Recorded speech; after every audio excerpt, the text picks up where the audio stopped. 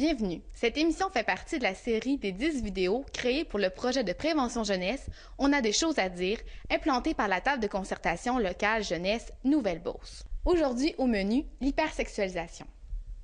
L'hypersexualisation, c'est quoi? De façon générale, le terme hypersexualisation peut être utilisé pour définir une personne qui, de par ses vêtements, ses comportements ou ses attitudes, a des caractéristiques trop sexualisées. Depuis plusieurs années, nous sommes devant un phénomène social complexe. Trop d'images sexualisées et à caractère pornographique sont présentes dans nos vies. Je vous invite à regarder ces images qui vous feront probablement réfléchir. L'hypersexualisation valorise le paraître aux dépens de l'être et l'avoir plutôt que le savoir.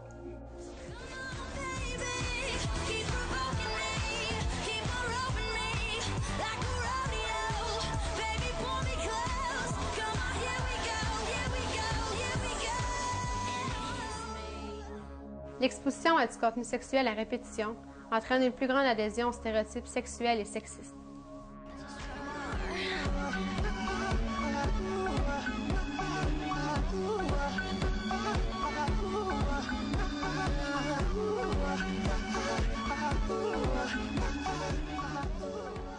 « 73% des femmes désirent perdre du poids et 50% des femmes ayant un poids santé désirent en perdre aussi. »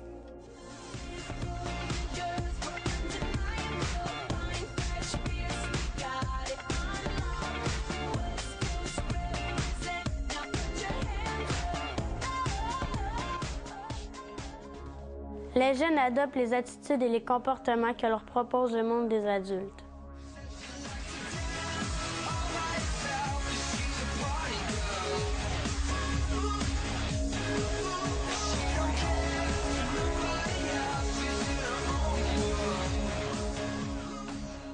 Environ 70% du contenu du web concerne le sexe ou y est relié.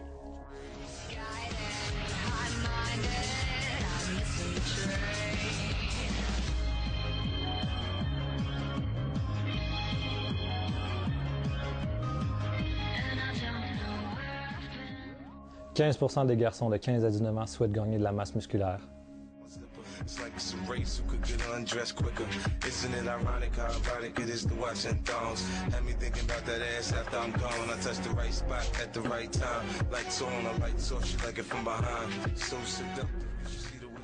Un adolescent américain sur 5 a déjà envoyé des photos de lui nu ou à moitié nu par cellulaire ou sur Internet. «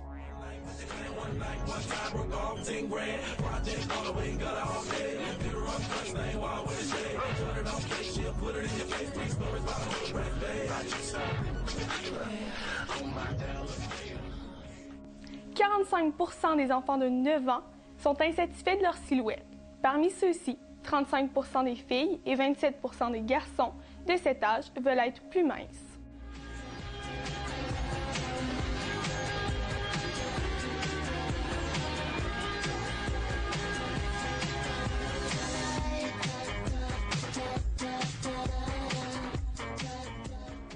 50% des jeunes sautent des repas dans le but de maigrir ou de contrôler leur poids. Le quart d'entre eux jeûnent durant toute la journée pour les mêmes raisons.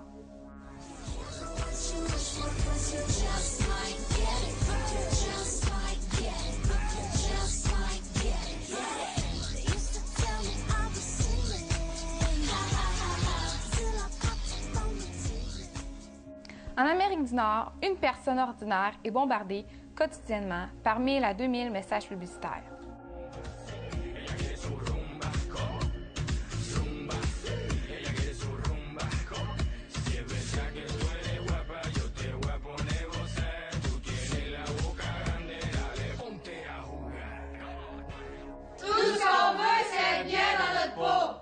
C'est maintenant le temps de connaître l'avis de différents intervenants et résidents de la région de la Nouvelle-Beauce. Qu'ont-ils à dire au sujet de l'hypersexualisation?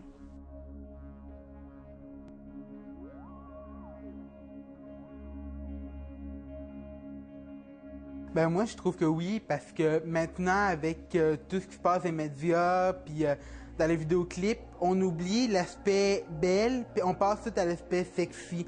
Fait que maintenant, une fille, pour qu'on la trouve belle, on saute l'aspect belle pour dire « Ah, je te trouve belle, mais dans le fond, je te trouve sexy. » Fait que c'est carrément pas pareil. Hein.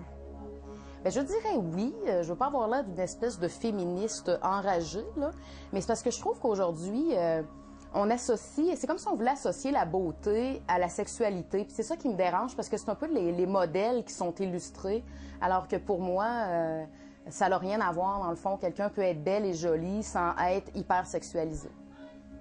Mais je pense qu'on l'utilise beaucoup trop parce qu'il y aurait tellement d'autres moyens de faire de la publicité ou de trouver des trucs plus accrocheurs que l'hypersexualisation. C'est rendu que c'est comme le bouche-trou pour dès qu'il manque d'idées, on dirait. Là.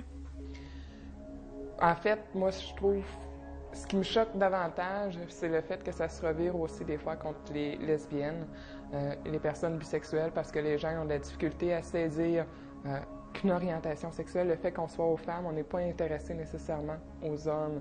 Donc, des fois, l'image de la femme hypersexualisée, ça l'amène des fois les hommes à exprimer plus facilement leur désir envers les lesbiennes ou quand ils voient deux femmes ensemble, ils voient autre chose qu'un couple qui s'aiment et qui sont ensemble, question d'amour. Bien, c'est sûr que oui, je suis déçue parce que les jeunes filles surtout s'identifient beaucoup à ce qu'ils voient. Puis ça amène beaucoup, là, je pense, de souffrance chez les jeunes filles parce qu'ils veulent être vraiment parfaites. Là. C'est décevant. Oui, je suis choquée de l'image de la femme hypersexualisée parce que je trouve qu'on essaie de démontrer que la femme qui performe doit absolument être sexy, mince, blonde, parfaite. Non, je suis pas choquée parce que les médias, c'est fait pour la publicité. Puis pour que la publicité marche, faut que ça soit choquant, faut que ça ait de l'impact. Puis une image hypersexualisée, ça a de l'impact. On en parle tout le temps. En effet, je suis choquée de l'image que les médias ont projetée de la femme, puisqu'ils l'utilisent comme un objet de vente. La femme va souvent être la femme qui va être soumise ou encore la femme agressive. Et je trouve que c'est pas une image réelle de la femme. C'est sûr, lorsqu'on parle d'amour, aujourd'hui, on parle aussi de sexe. Veux pas, la nouvelle génération d'aujourd'hui, le sexe vient souvent avant l'amour passionnel, ce qui amène souvent des problèmes sur Internet, de la cybercriminalité, de la cyberdépendance aussi. Donc, l'hypersexualisation des jeunes est énormément présente aujourd'hui. Les jeunes ont tendance à peut-être se poser, se filmer aussi, mettre ça sur Internet. Donc, c'est vraiment faire attention à ça. Oui, je suis très choquée de l'image qui est projetée sur les femmes parce que ça tend à réduire la définition qu'elles se donnent elles-mêmes. Donc, c'est-à-dire, c'est aussi choquant pour moi de voir une femme avec une burqa, un tchadar, de la tête aux pieds, que d'une femme qui est en bikini sur la rue. Nous avons invité 2 intervenantes du CALAX pour nous parler de l'hypersexualisation. Bonjour, je m'appelle Andrea Noubier et voici Marie-Noëlle Tanguay. On est toutes les deux travailleuses au CALAX Chaudière-Appalaches. C'est-à-dire le Centre d'aide et de lutte contre les agressions à caractère sexuel. Alors moi, au CALAX, je suis intervenante jeunesse, alors j'interviens auprès des enfants et des adolescents.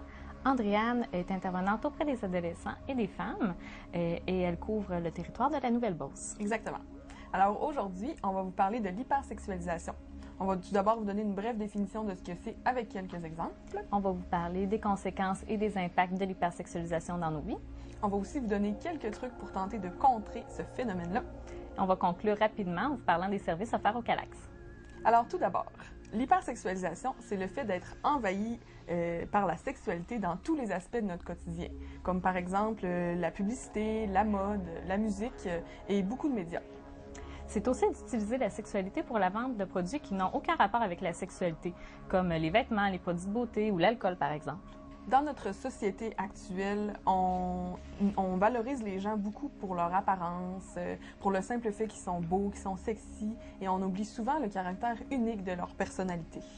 Oui, et les filles ont de la pression pour correspondre aux critères de beauté irréalistes qui sont imposés par la société de consommation dans laquelle on vit.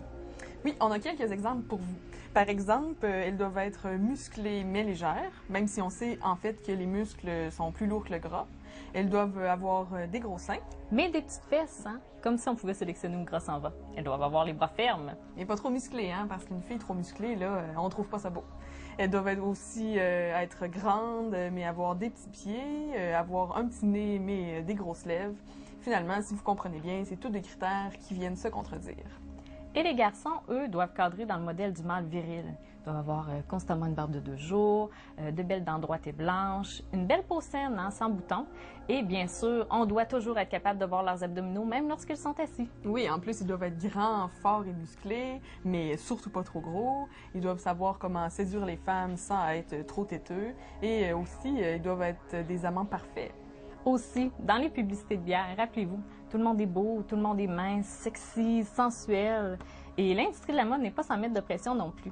Les vêtements qu'on propose maintenant aux enfants et aux adolescents imposent vraiment un look sexy qui convient aucunement à l'âge et au développement auquel ces vêtements-là sont destinés. Il y a aussi dans les vidéoclips où on voit des chorégraphies, les femmes sont presque nues, essaient de provoquer les hommes, sont séductrices, essaient d'attirer l'attention. Puis finalement, ça devient dénigrant, comme si elles étaient des objets. Dans tous les exemples qu'on vient de vous donner, la banalisation de la sexualité est omniprésente. Et ce qui est très malheureux, c'est que les adolescents se rendent même plus compte qu'il s'agit d'hypersexualisation parce que malheureusement, ça fait partie de leur quotidien depuis toujours. Puis ça amène des modèles de relations hommes-femmes vraiment malsains qui sont basés uniquement sur l'apparence, la sexualité et la séduction. Et tout ça, c'est pas sans conséquence, parce que quand un adolescent essaie de développer son estime de soi, mais qu'il se fie juste sur ces aspects-là qui sont superficiels, il en oublie vraiment sa vraie personnalité. Il a comme plus son identité à lui. Il se compare à des modèles qui sont déplorables et tout ça, ça peut avoir des conséquences assez graves, comme des troubles d'image corporelle, des troubles alimentaires, une faible estime de soi et même la banalisation de la violence sexuelle. J'ai un autre exemple aussi, la musique. Lorsqu'on aime une chanson, on l'écoute, on l'entend à la radio, est-ce que vous prenez vraiment le temps d'écouter les paroles et leur signification? Souvent, on aime le rythme, mais on oublie de prendre conscience du contenu et parfois, c'est vulgaire et déplacé. Moi, je pense que si on entendait les mêmes chansons, mais en français, on serait probablement très choqués. Elle passerait probablement même par la radio en plus. Et vous, les parents, vous avez un rôle vraiment important à jouer dans l'éducation de vos enfants. Aidez votre jeune à développer son esprit critique en discutant avec lui de ses choix et de ses goûts, en imposant vos limites aussi comme parents, mais surtout en parlant de relations amoureuses et de sexualité saine avec lui. De cette manière-là, votre jeune va être plus à l'aise, plus apte en fait, à voir les différents signes de la violence sexuelle, puis il va être plus à l'aise à ce moment-là de vous en parler s'il a envie, ou aussi d'aller chercher de l'aide à l'extérieur. Oui, d'ailleurs, au Calax Chaudière-Appalaches, c'est ces gens-là qu'on aide, des personnes de tous les âges, enfants, adolescents, garçons et filles, et les femmes d'âge adulte qui ont vécu ou qui vivent encore des agressions sexuelles. On les aide, que ce soit en groupe ou individuellement, pour qu'ils retrouvent une meilleure qualité de vie. Si vous voulez plus d'informations, on vous invite à consulter notre site Internet au www.calaxca.qc.ca ou nous contacter en nous téléphonant au 1-866-227-6866. En terminant, on a envie de vous dire de faire bien attention et de rester vigilant afin de ne pas vous faire envahir par toute cette vague d'hypersexualisation.